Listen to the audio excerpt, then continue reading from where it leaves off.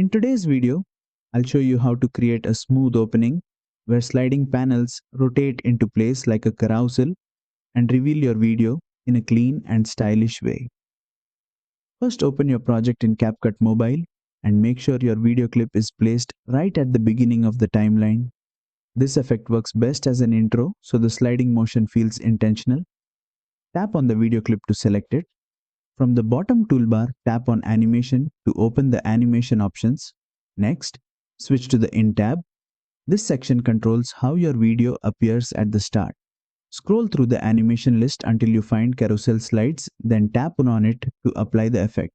Once applied, panels slide and rotate into view, revealing the video underneath with a smooth carousel-style movement. In CapCut Mobile, this animation is applied directly to the video clip, not as a separate layer. Use the duration slider to control how fast the carousel moves. Shorter duration makes the reveal quick and dynamic. Longer duration slows it down, creating a smoother and more cinematic flow. Preview the animation and adjust the timing so the movement feels balanced with your visuals. And that's it. You've successfully added a carousel slides reveal animation in CapCut Mobile.